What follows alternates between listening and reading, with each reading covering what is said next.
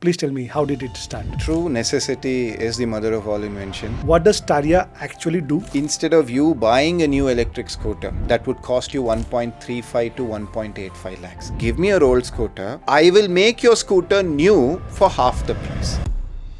Suppose you are converting an Honda old scooter into a new one. Right. Does government say, kar lo? Government tells me I have these standards. If you pass these standards, I will give you permission to convert an engine scooter to electric. Because converting is easy. Registration, I wouldn't say is difficult, but as you know our country, that is what takes a lot of, inefficient time. Okay. Get your scooter, we get it registered, we give you the RC card. In the RC card, it is clearly mentioned as converted to electric, and you have the same number, but the plate is changed from white to green.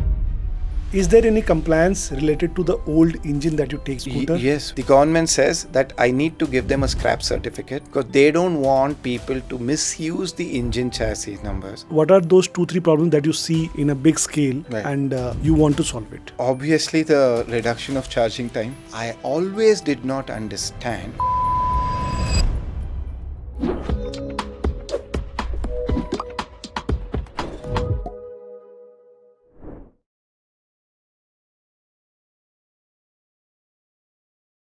Hello everyone, welcome to the Vision Grid, and it's going to be a very interesting episode today. My personal, you can say as favorite, because there are around 7 crore gearless IC scooters which are in the market right now. And have you ever imagined that what would happen to these scooters after 7 or 8 years? So probably you are going to get the right answer to those questions in your mind. And today we have a very close friend, Ravikumar Jagannath from Starya Mobility. Hello Ravi, how are you doing today? Hi, I'm great, Sachin. Thank you. Okay, great. It's a pleasure to have you here. Thank you. And ಬೆಂಗಳೂರಲ್ಲಿ ಬಂದು ಇದನ್ನ record ಮಾಡ್ತಾ ಇದ್ದೀವಿ, ತುಂಬ ಖುಷಿ ಆಗ್ತಾ ಇದೆ. ನನಗೆ ಇನ್ನೂ ಖುಷಿ ಆಗ್ತಾ ಇದೆ ನೀವು ಕನ್ನಡದಲ್ಲಿ ಇಂಟ್ರೊಡಕ್ಷನ್ ಕೊಟ್ರಿ. Thank you.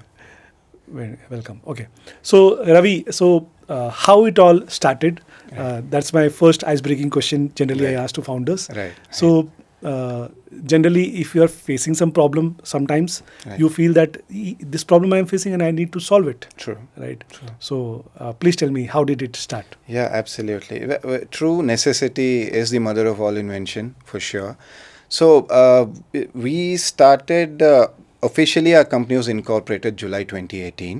Wow. But the idea of we wanted to be in the EV space was floating around, I think, as early as 2017, November, December. And the idea was floating around mainly because one of our co-founders had visited Gogoro in Taiwan, which I personally feel is one of the best electric scooters in the world.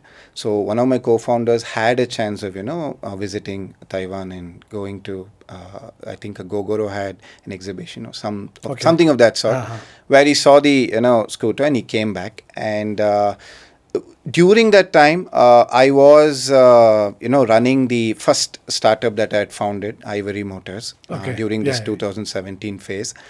And we were mainly into manufacturing of motors and those systems. Okay. Right? And electric motors. Mm-hmm. So when he went and he came back, we didn't know exactly what we wanted to do, but we felt that, we have expertise, in something that is related to the core of an electric scooter, which is the electric powertrain.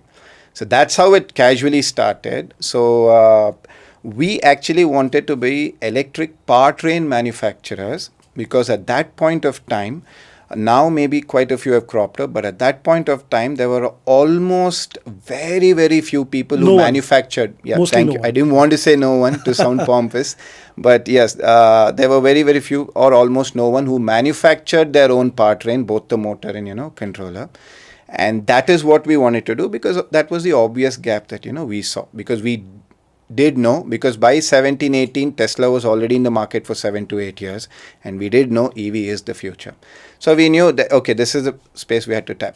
Interestingly, what happened is, if we have to build an electric powertrain, we need to do some homework in the sense as to what should be the technical specification of what we're going to build. Like, I can't just build anything that I want.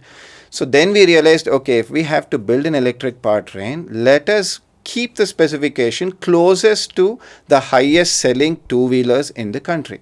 Now, at that point of time, and true even today, the highest selling two-wheelers in the country are gearless IC engine scooters, like your Activa, Dio, Jupiter, and those sorts. And then it made our job easier because we have a reference now. And why? If it means that it is the highest selling product, automobile two-wheeler in the country, it means that it has gained, acceptability in the market. So I didn't have to go too much into research to find out what is the acceleration my customer likes, what is the speed he likes, what is the comfort he likes, right? So while this research was going on, that is when we staggered upon the, figure that you mentioned right in the beginning, 5 crores and 6 crores. Of course, in 2017-18, it was about 5.5, 6 crores. By 5 years, it has become almost 8 to 9 crores. And that is when we realized, oh, wait a second. There is this lowest hanging fruit there. Yeah. There is this scooter, and we make powertrains. So if I can go a little further and make a propulsion kit, then I have a product that, one, has this huge scaling option. Two, my commercialization can be that much quicker. Because if I have to build a new scooter, as you also very well know, it takes a lot of time. You need component approval, subsystem, vehicle level, and you need a lot of funding. Yeah. Albeit all of that. Yeah. And there we saw an opportunity. We ticked almost all boxes. So we have a powertrain or propulsion kit bana denge. If we do that, then our go-to-market time would be cut short, and we have the scaling opportunity. That's how, it kind of started. Wow. Yeah. So what does Starya actually do? Okay. And what's your product? And for the Right. sake of audience, Right. what value addition you are doing? Right. See, our proposition is very simple. So if you're a customer, and especially if you are someone who's ridden, let's say, Suzuki Access for 10 years, TVS Jupiter for 10 years, and you're used to a certain acceleration, certain performance, certain comfort level, mileage, and so many other things. So I tell you, okay, instead of you buying a new electric scooter, that would cost you 1.35 to 1.85 lakhs. Because that is what you will have to shell out if you want the same performance of what you're riding right now. Okay. I will get into the misconception of EV later, but that is what you would have to shell out if you want to have that Suzuki Access one Kind of performance. experience. So what I tell you is, instead of spending so much on a new scooter, you get me your old scooter, and we don't like to use the word retrofit. We don't retrofit. What I instead tell you is, give me your old scooter. I will make your scooter new for half the price. That is all that I tell them. Give me 75,000 rupees and I will make your scooter new. I don't retrofit, because that is what, in fact, I try to express to our marketing head, brand head also.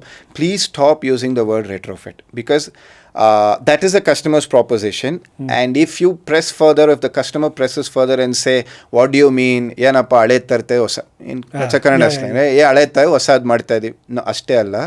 If you press further, I can break it down and prove what I'm saying to you. So you have an engine scooter.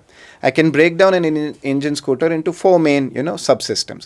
The main frame, the body panel, the engine, and the wiring harness. Yeah. Right? 4 main. So what is it that Starya does? You give me half the money. That's what you instead of giving 1.5 lakh, give me 75,000. So what do I do? The panel, we completely upgrade. We have our own body shop. We do the tinkering and painting for free, at least for the first 1,000, 2,000 customers. So the panel, I'm upgrading. Engine, no brainer. I'm removing the complete engine and I'm putting my propulsion kit.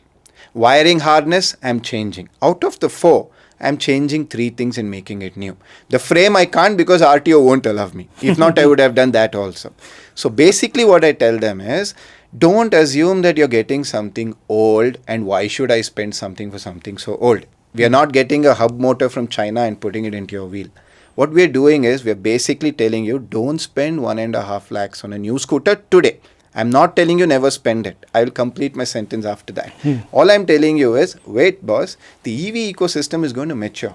Don't take hasty decisions as of today. It's going to exist for the next 30 years. The prices are going to come down. Swapping infrastructure would be in place. There is going to be better charging infrastructure. The battery prices are going to come down. Don't take a hasty decision. Instead, come to me. I will make your old scooter new at half the price. Ride it for 5 years. तब सब नीचे हो जाएगा. The charging infra would have matured, swapping infra would have matured, battery prices would have come down. Since you're in the same domain, probably Yeah. you may agree with me. Yes. And the overall price for the performance would have come down after 5 years. Within 5 years, you would have, probably if you're giving me 75, 80, you would have probably saved more than that. Use that money and go buy a new scooter. So this was a long proposition, but I just answered some of the questions the customers may, ask us. 100%. So some people have made it look very simple. Right. If you put retrofit kit, Right. search on Google, Right. you'll find a lot of people, and these are maybe Chinese imported kits. True. What people are having, True. and they may do it True. or replace with the existing thing. But there are obviously compliance wise some Obvious. nitty-gritties are there. Obviously. So first thing that I want to understand is ki when suppose you are converting an Honda old scooter into a new one, Right. in your language. Yes. Thank you for into not the- using retrofit. yeah, Thank you. Yes. Into the new one. Yeah. So does government say kar lo? Yeah, bilkul. or there are some rules and regulations that we have to follow. Acha, waisa. The answer to both the questions is yes, because government does say kar lo, lekin Yeah. ye sab karne ke baad kar lo, which means there is AIS 123 Part 3. Okay. Very specifically, right, for retrofit of our kind of vehicles. Now, what is this is, as you know, a new vehicle has different levels of approvals. Component approval is there, then the system approval is there, and then the vehicle level is there. So in our case, almost most of them are being followed, except maybe a few things that only a new scooter would have. Okay. So even in our case, when I take AIS 123 Part 3, I have to ensure my battery is as per AIS 156. I have to ensure that my propulsion kit is approved by RI before I go to vehicle level. And then once my battery and my propulsion kit is approved by RI, then I can put it into the vehicle, and then there is vehicle level test. And then once all of this is done, then only RI gives me a certificate and saying that, it is passed. And then I can approach the transport commissioner of that particular state. I'm giving you the exact process. So first there is the central approval, which most of us know, or within the EV ecosystem knows. RI, we prefer to go to RI, which is AS 123 Part 3. Then they approve and they say, okay, theek hai boss, ye approve ho gaya, abhi le lo. After that, we have to go to the individual state transport commissioner's office, submit these documents, and then submit a host of other documents where we say this is where we're going to convert. Then the transport commissioner makes an inspection, and then he sends a circular to all local RTOs within the state saying that this person's these many models are approved. You can, register it if it comes to your jurisdiction. Once all of that is done, then only, we can even think about converting and getting it registered. Because converting is easy. Registration, I wouldn't say is difficult, but as you know our country, that is what takes a lot of, I would say, inefficient time. Okay. So I'm just assuming, or that one message that I want to give is, whenever you are converting an old vehicle into a new one, so you or your partners might be taking care of the registrations also. Absolutely, Okay, absolutely. great. So you get your scooter, Yeah. we get it registered, we give you the RC card. In the RC card, it is clearly mentioned as converted to electric, and you have the same number, but the plate is changed from white to green. Oh, that was my next question. So Okay. the number remains the same, but the number plate changes from white to the White to green. green. Great. This lovely. is, at this point of time, obviously for market penetrative reasons, we are also doing that for free. So when we are talking about a lot of nitty-gritty about this business, Right. another thing is that let us again take an example of, say, Suzuki Axis. Mm-hmm. And that scooter designed is completely owned by Suzuki. Right. Right. Right. And the brand is Suzuki. Right. So you should have taken some permission from them that you are going to convert this into, or is it just that uthao or convert kar do? See, this we have received, or at least I have been asked this question quite a few times. I would put it this way. Now I will only talk to you about what the law says. Okay. Right? Because I don't want to read between lines. ठीक है. The law is very simple. So the government tells me I have these standards. If you pass these standards, I will give you permission to convert an engine scooter to electric. There ends the matter.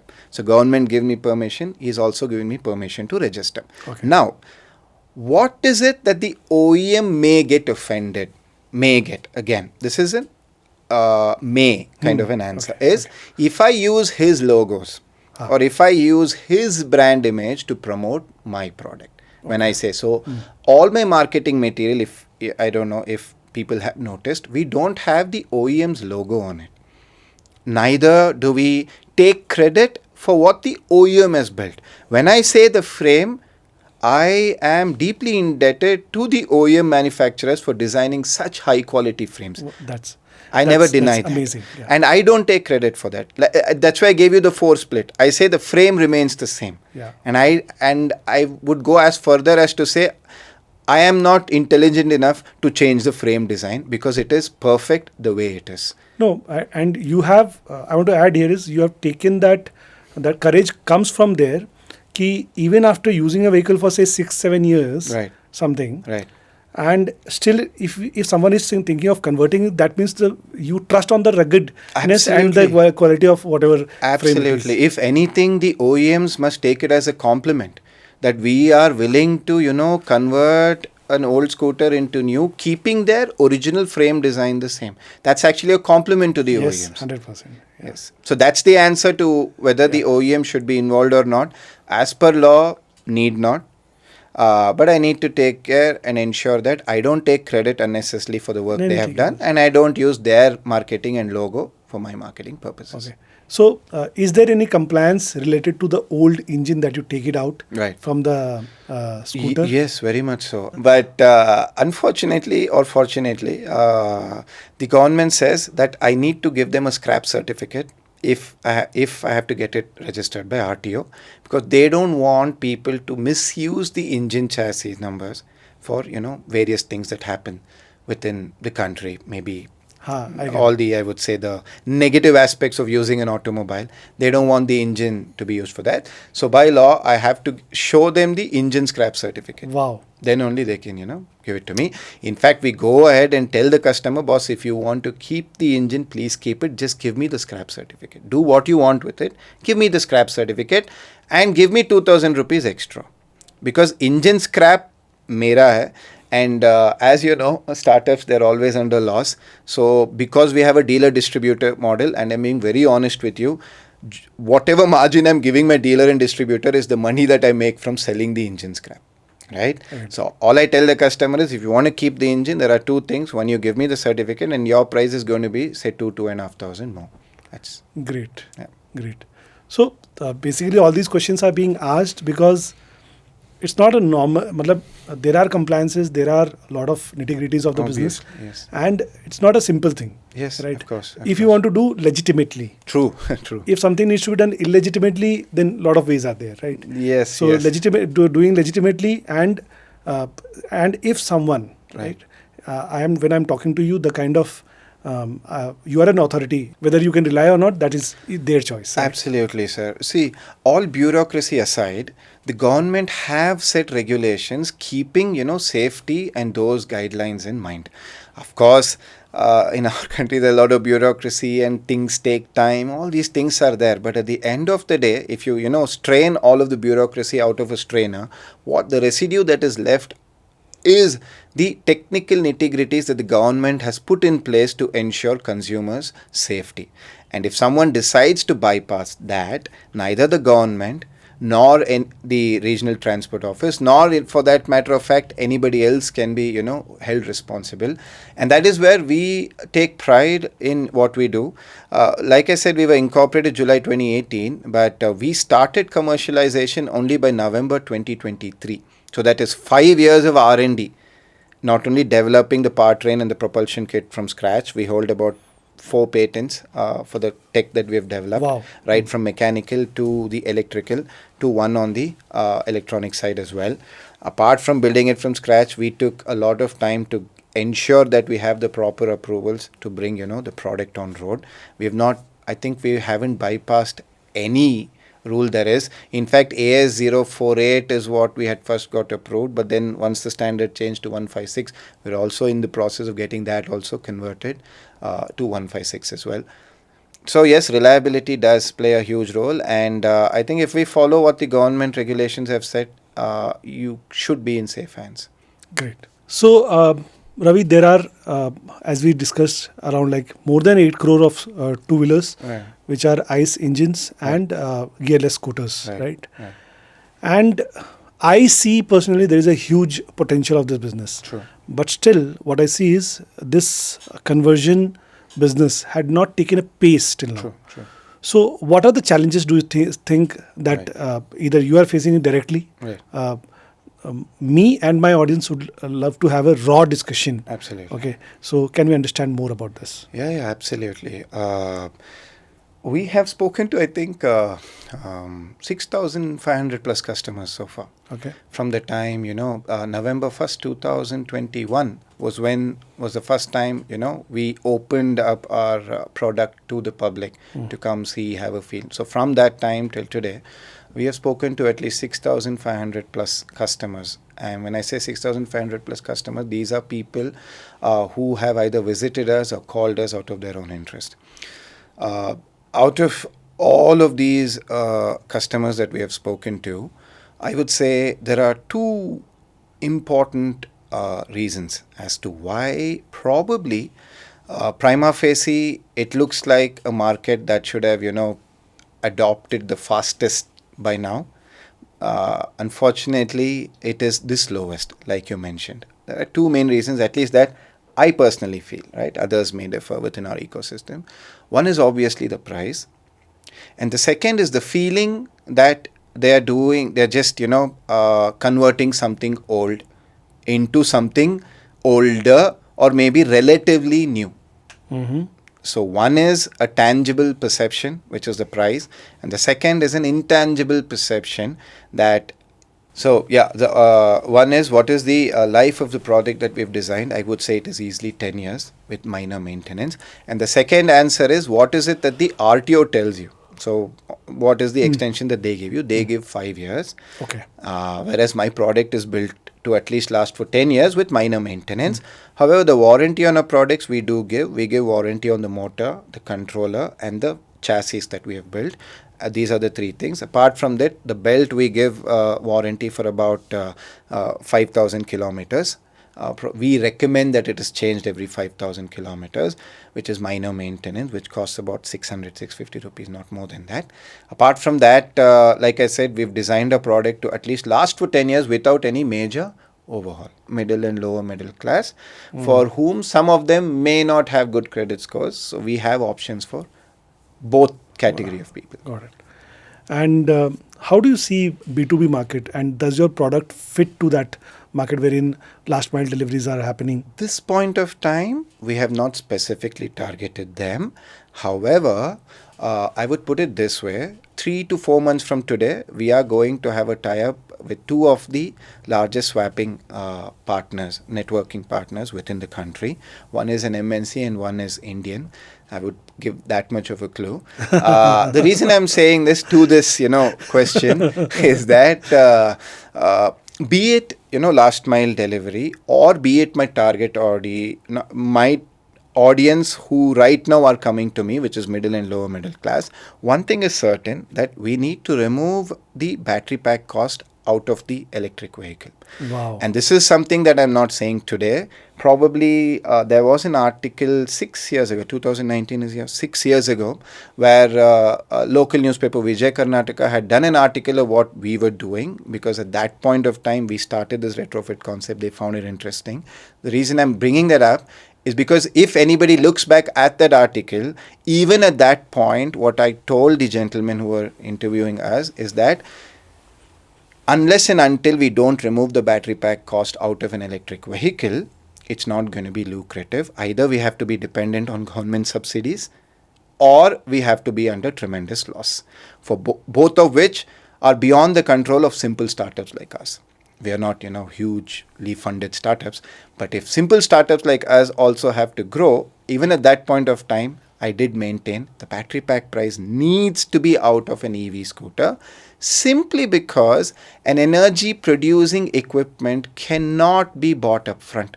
You're not going to buy KRS dam up front. You're just going to be paying the electricity charge. You're not going to buy barrels and barrels of petrol up front. You're just going to be paying for the fuel that you're putting.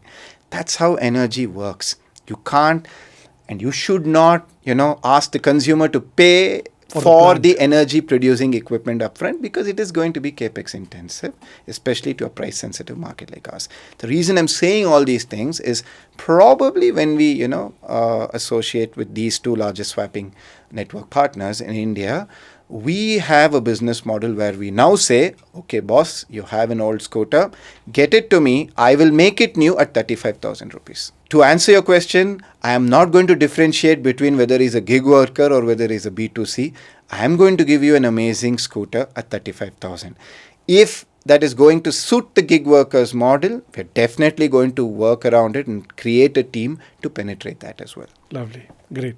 Does Starya have the plan to convert bikes in near future, and or you want to stay with just the scooters right now? Okay. The honest answer is a simple no, at least not for the next 5 years. Okay. Maybe after that, we sure would think of it for two main reasons. One is, I think the last year, the total number of two-wheelers sold, total two-wheelers, engine, scooter and bike and all of them put together, is about 1.67 crores, I guess. So that's the figure, right? Out of which 70 lakhs is gearless IC engine scooters. Okay. And now the balance is to balance around 30-40 lakh. so around 67 lakhs of bike engines that have been sold. Now, if I take that 67 lakhs and I put an Excel sheet where, I have X number of OEMs and then, disperse this amongst these X number of OEMs, I have X number of designs. Okay. I have X number of designs that I will have to, do to put my propulsion kit into. Whereas, same thing. So I take 67 lakhs or 70 lakhs of, a gearless IC engine scooters sold. I make an Excel sheet. Let us say there are 15 OEMs like Activa and those sorts, and they have sold 67. Now, out of the 20, probably I would go on record and say 17 of them I don't need to change my design. That is how my propulsion kit is made. Lovely. And in fact, one of the patents that we hold is on the swing arm chassis. Okay. But the same swing arm chassis can be used on almost any gearless IC engine scooter that has a single suspension on the left hand side. So, at this point of time, considering our cash flow situation, considering our resources, considering the amount of time that we have put into penetrating this market, making, say, 17 more designs for a bike or even 2 more designs for a new bike to enter into the market, at this point of time does not make business sense. Maybe in 5 years, once at least I touch maybe 1 lakh conversions per annum, definitely we would be getting into bikes as well. Yes. So expansion happens with the access of capital. True. Plus the whatever you are doing, that is being practically streamlined at least to some yes, extent. yes, Absolutely, yes. So the simple answer was no, but for 5 years. But the long answer would be yes, maybe after 5 years. So Ravi, when we were talking about the vehicles and you told that taking the cost of battery out Yes. of the scooter, that means generally what I'm able to understand is that you are in the favor of battery swapping rather than maybe charging infrastructure. My question was that I thought the question is ruled out already, but still I would like to ask ki battery swapping or charging infrastructure, what is the game ahead? I would clarify my point. I don't mind if it is fixed or if it is removable. I'm just saying that if it is swappable, obviously per swap you pay something, or even if it is fixed, it has to be bought into subscription. Okay. That's right. I think that's the first thing that I want to clarify, where all I'm saying is remove the battery pack cost. Now, how do you capitalize the asset over a period of time is left to each and his own thought process. Yeah. Right? So that point I would clarify. Yeah. So I'm for both. I just want the battery pack cost to be removed. Okay, got it. Coming to whether it is swappable or whether it is charging infrastructure. Now when we say charging infrastructure, no matter how many charging infrastructures you have, you cannot cut short the time that it takes to charge. Unless, yes, they do say there is fast charging and all of that. But we do know, I do know startups in the three-wheeler space who are working on fast chargers in 15 minutes, who have amazing tech and who do claim that the health of the battery pack does not deteriorate as much, if we do the fast charging. But as far as my limited knowledge is concerned, it cannot have no effect at all, Yeah. right? So for the sake of a conversation, let us keep fast charging out of the picture. So if that is out of the picture, no matter how much charging infrastructure we have, it still takes time to charge. Maybe half an hour, maybe 1 hour, maybe, I don't know, 1.5 hours left to the consumer. So that time it still does take, but do I have to wait in line? It's half an hour. It's like going to the temple where you stand in a queue, but you see God for maybe 10 minutes, right? But it's standing in the queue that takes a lot of time. But in that way, I would definitely say charging infrastructure is required, because standing in line is now at least not or non-existent in an ideal place. Yes. But the charging time, however, still remains. So this would definitely be useful for those who have time. I would not say who have time, but let us say office goers, Yeah. 9 to 5 or something like that, and they have a lot of charging infras within their building or surrounding their buildings. They can go there, like giving your car for wash or something for wash. So they keep it there, come back, and then later go retrieve it. So yes, it is required, just to ensure that people don't have to wait in line to charge anymore. However, swappable altogether is different from what this charging infrastructure is, simply because there is no waiting time there. Yeah, people can say, what if number of stations are less, we still have to wait. Again, it's a cat Pros and and mouse cons story. of Yeah, everything where is there. if there is scale, obviously you don't have to wait. But so let us not first of all make the mistake of clubbing these two and pit one against the other. I think both of them can coexist, simply because, like I just gave you the statistics, we are still at 11 lakh scooters that have been sold. I think that includes electric bikes, if I'm not wrong. Vis-a-vis 1 lakh, 11 lakhs vis-a-vis 167 lakh engine two-wheelers that have been sold. So we are still at around 6.5 to 7% of total market cap. And us now saying, is it swap or is it charging infra? Think it's too early to pit one against the other. Great. Let us reach 35-40% of market cap of two-wheelers.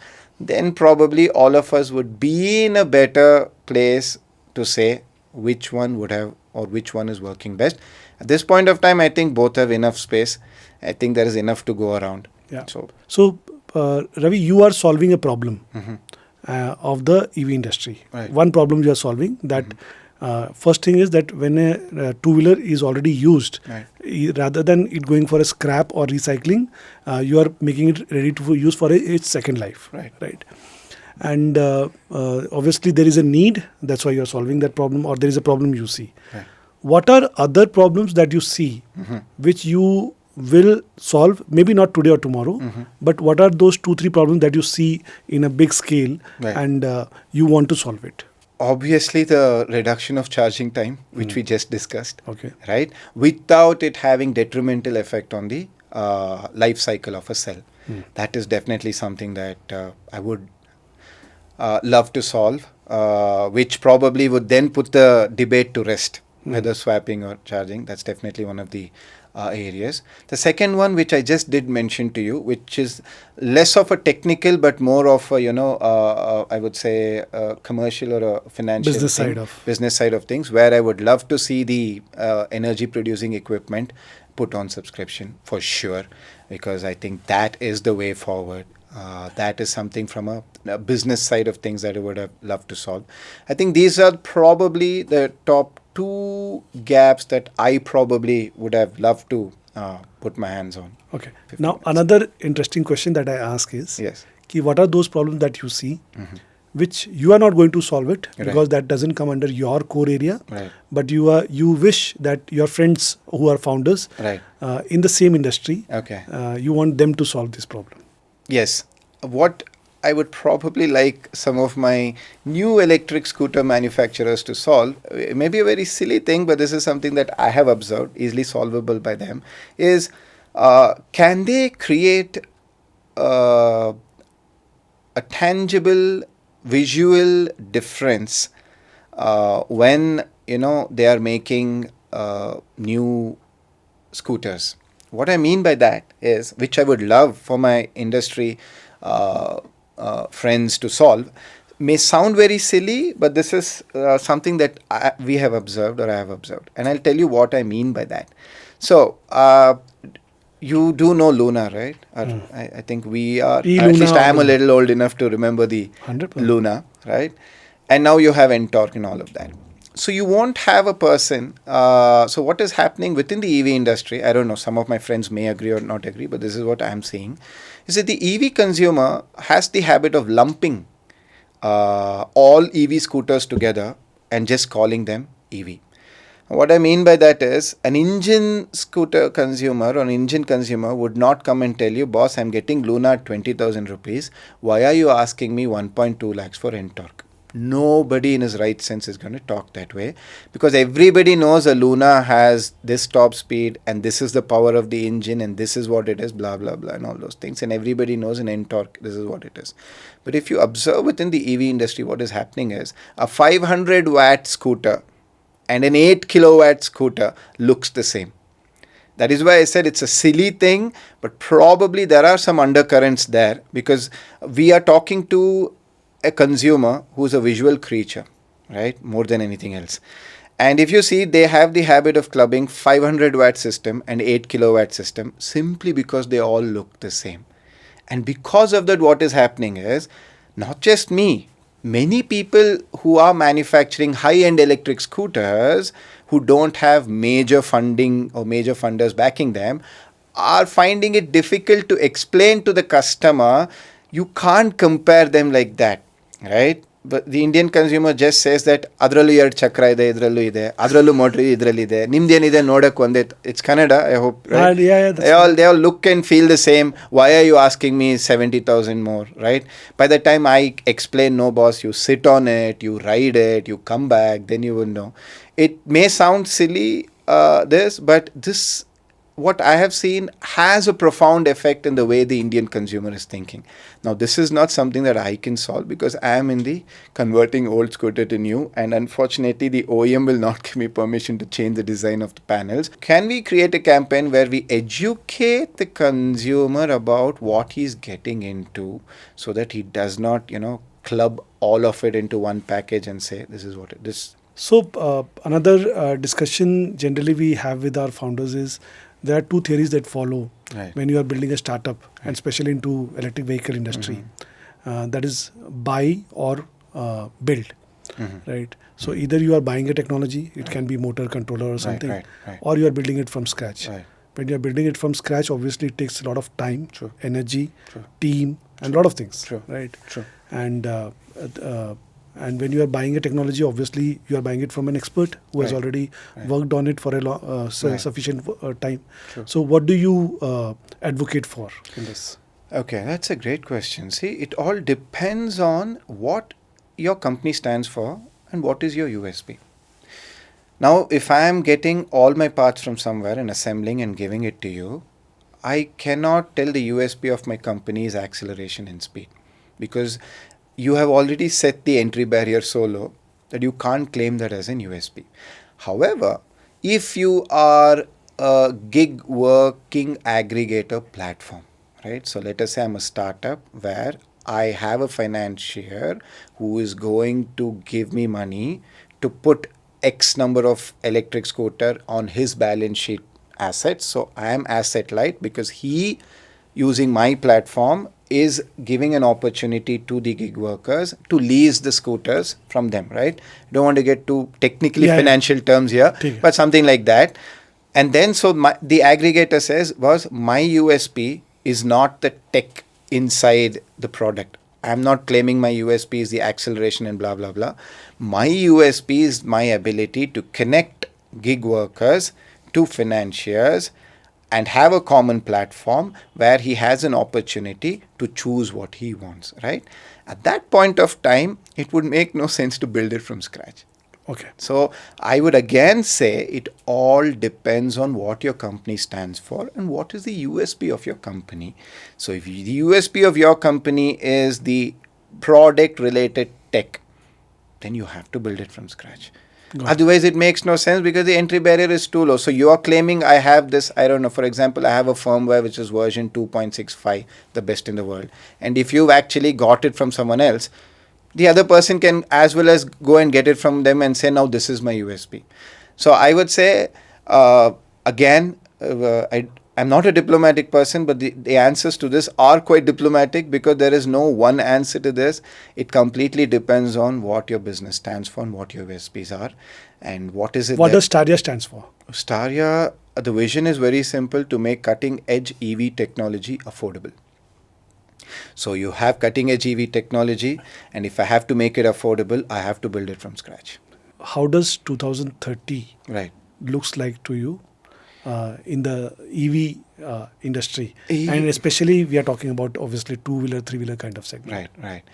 Like I said, again, I will just bring statistics here. So, like I said, considering the total sale of engine two-wheelers, now I'm not differentiating between engine and, gearless scooter and bike and all of that.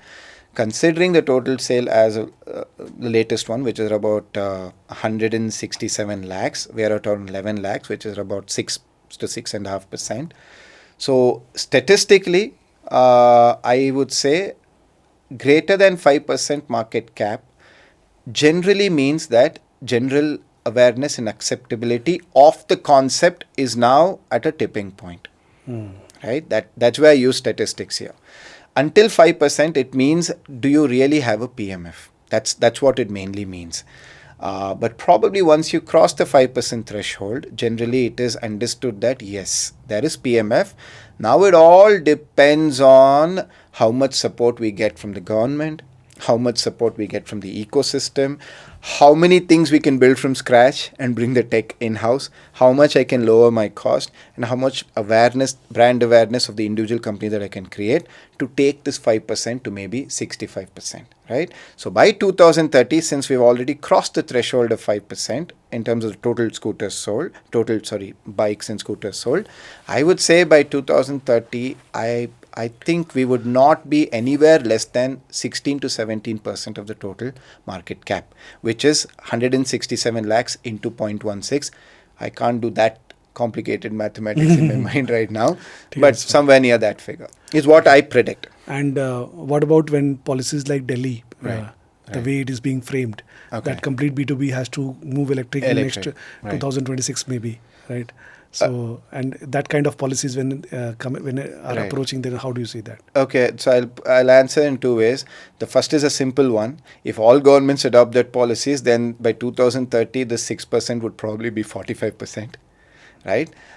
But then again, as you and me well know, I would love it if every government, takes that as the base policy model, Yeah. and invokes it in every state.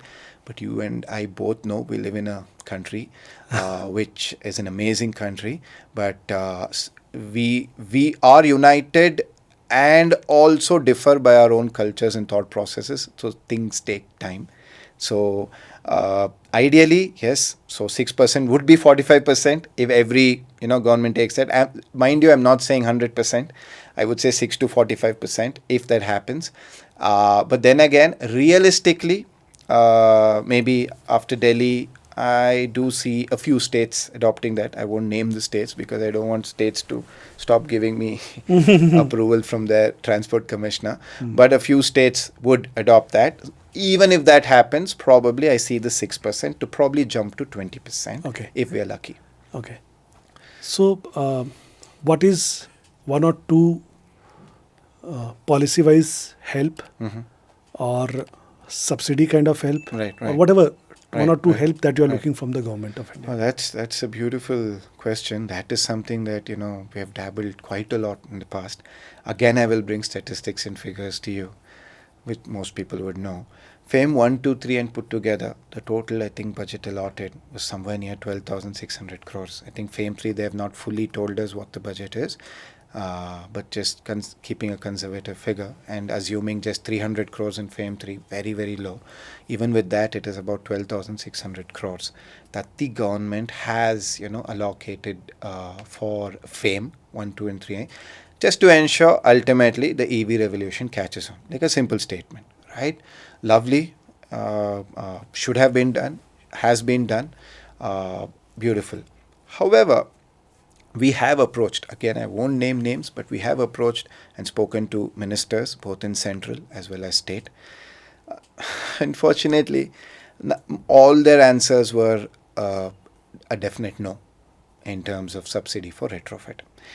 But since I have this platform, your Yes. platform, now I don't know whether one person would, agree and listen to this, or whether a lot of people do. But I would love to give my take, because as you know, the ministers will not give a small person like me more than 5 minutes of their time. But since I have the time right Yes, now, yes. I would like to justify why retrofit would have made more sense to be the first people to have subsidized than new electric scooters. Wow. Statistics is very simple. Like I said, 8 crores, right, scooters. Now imagine if tomorrow morning, right, again, the government wakes up and decides, okay, let me do one thing. Let's suspend our beliefs for the time being and assume that the government says there are 8 crore scooters. So I'm going to bring out a policy that says I'm going to allocate 6,000 crores for retrofit in the next 5 years, which means at least until, let us say, so 6,000 crores for the next 5 years would roughly mean at least, I would say, somewhere between 1 crore or 1 crore and 50 scooters being converted to electric. How? It would simply mean that if you had allocated 6,000 crores for retrofit, at that point of time, people like me could have told the customer 4 years ago, come to me, give me 50,000 rupees, and I will give you the performance of a 1.8 lakh scooter. That would have been the simple statement where I would say, bring me your scooter, I will make it new, and I will ensure the performance is that of a 1.8 lakh scooter at 50,000 rupees. And let me tell you, out of the 6,500 plus people that we have spoken of, the target figure that they are looking for the retrofit is somewhere between 35 to 42,000 rupees. If tomorrow my marketing head releases a statement to the 6,500 people saying, boss, come to me, give me 40,000 rupees, convert it and go, I can assure you that my conversion ratio would be 50%. Out of 6,000, 3,000 of them would convert and go for the product that I am making, obviously because of all the USPs. And that is why I always did not understand, or I did understand, but my logical brain did not understand, why is it that the government did not subsidize this first? You already have scooters on road.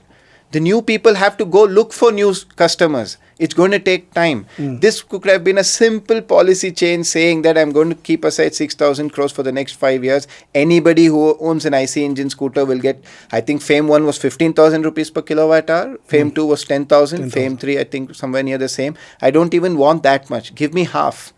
Give me, say, 15 to 20,000 rupees subsidy. The government could have just told that 20,000 rupees or 10,000 rupees per kilowatt hour.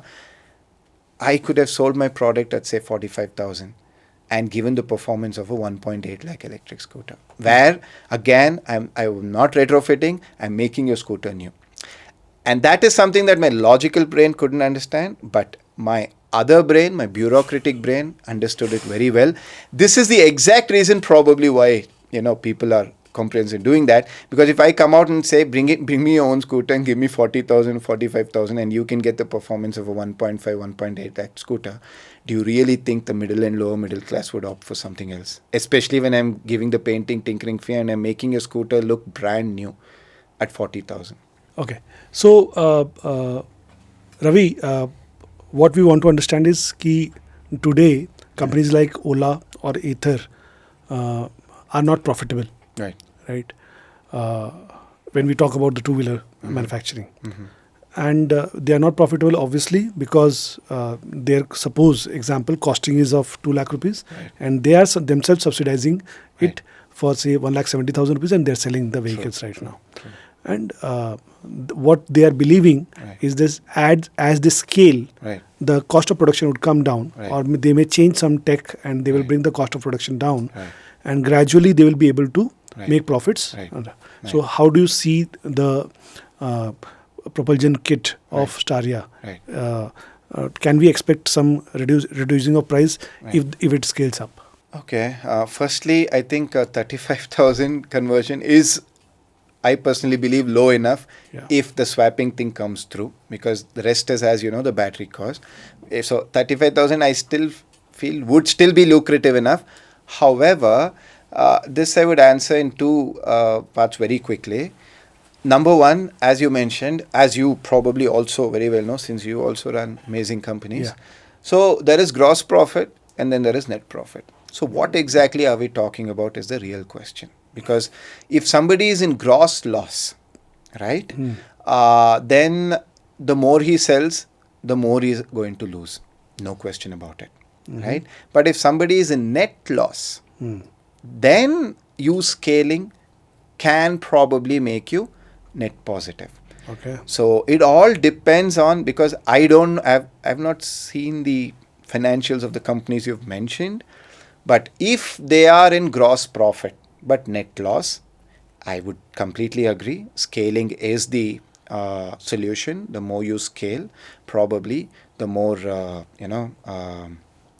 gross profit you make, and the more gross profit you make, because after the gross, it is all about overheads and fixed, which probably you can't do much about unless and until you fire people, which nobody wants to do. But let us say we don't do that, so there's nothing much that you can do after the gross, because it's mainly the fixed overheads and those components. Then scaling makes sense. So my question or my answer to that would be, are you in gross profit or gross loss? If you are in gross loss, please reconsider what you are doing. Go back to the basics and ensure you become at least gross break even. Then scaling would make sense. Otherwise, you are never going to break even and you're never going to become profitable. So that's how I would answer that part of the question. Coming to Starya, let us assume, now I'm only going to talk assuming that the swappable model is there, which we are going to present within 3 to 4 months. So even at 35,000, probably I'm at gross break even. Obviously net loss for sure, but I'm at gross break even. And I think if I touch about 5,000 conversions or 5,000 orders, probably we can come to around 4 to 4.5% net profit. That is when I would be in gross profit, which would directly reflect in my net. So to answer your question very simply, if I scale, I can become net profit, because we are at a place where we are gross break even but net loss. Great.